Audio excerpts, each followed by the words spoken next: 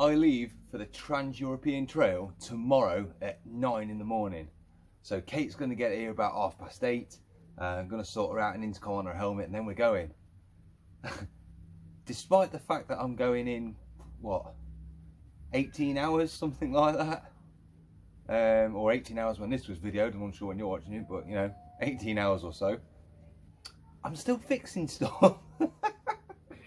So she's passed her MOT.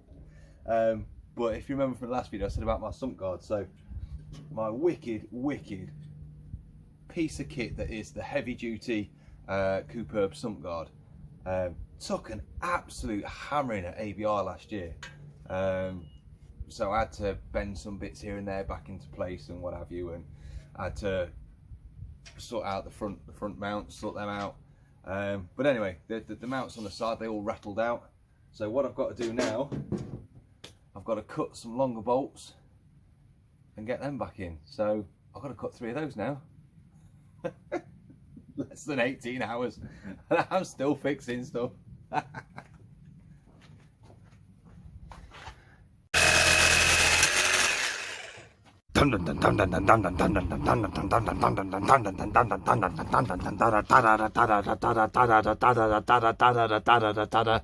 Test footage.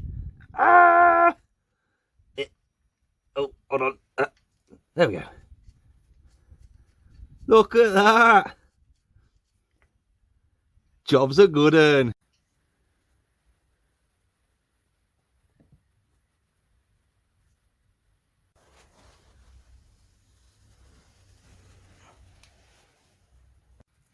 Very quick update then. We're about 14 hours away from starting our journey on the TET, and I'm still in my garage and I'm still squirreling. So quick update then. Whip. Sorted out the indicators, so they're all bolted back on properly now, so they're not going to flap around anywhere, so that's all done. Sump guard, that's back on, so that's all on secure, looking pretty and shiny as it should be. And then down here I fitted myself, where is it, an auxiliary power socket, and wired that in.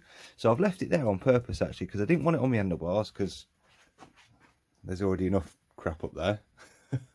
GPS, phone holder, blah blah blah. So I wired it there because I thought I can still get to it even with panniers on and stuff, and it's fully waterproof and that anyway, so it shouldn't get wet in those river crossings, but we'll see. Speaking of river crossings, I had a moment and I had a thought, and I actually got a little bit scared, alright, and I don't do that often. So I've been through plenty of rivers and fords and things like that on Wiggle before, not had any issues, but when I did that, I had the standard filter in. And as you all saw earlier, I've got a special filter. And to be honest with you, I wasn't really bothered about a little bit of air slipping around the side of it. But then it suddenly dawned on me that, hold on, if air can slip around the side of it, so can water. And with that massive hole that's in the middle of it, if I go for any quite substantial water, which I believe on the Strata Florida section there is, 9 river crossings apparently. I don't know what kind of depth they're at, but we'll see. That could suck in a hell of a lot of water.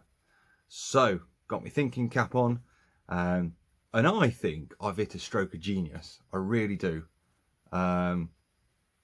Whether you guys think it is a stroke of genius or not, we'll find out when we later on when we get on the TET. But yeah, so what I've done is I've mastic taped around the back of it, so now that is sealed properly so no water can get down beyond there. And then to fill this gap purely for the water crossings, I thought of the sponge method. What's the sponge method, I hear you say? Ta-da! So what I've done is I've taken the old original air filter cover, so the air intake if you like, and all I thought was that can just sit straight over that hole, so it should sit over there like that.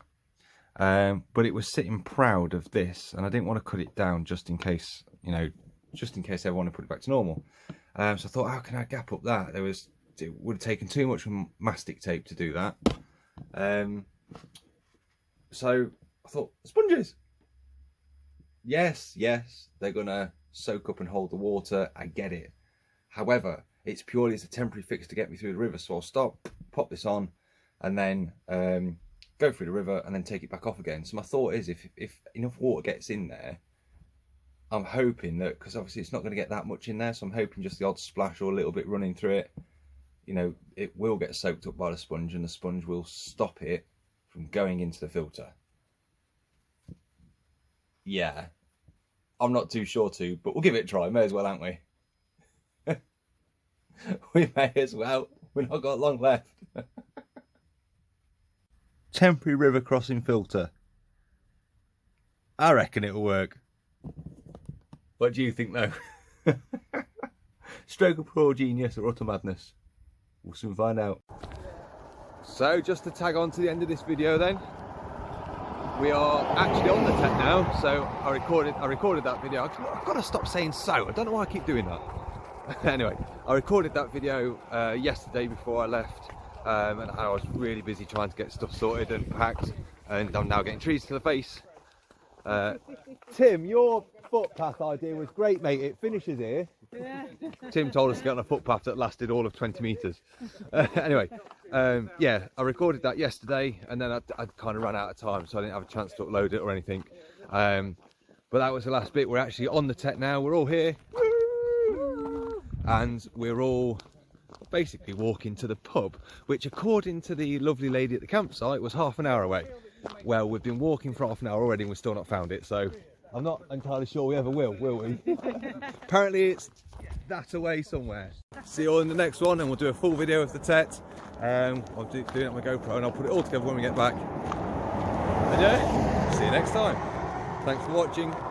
We'll do some videos soon.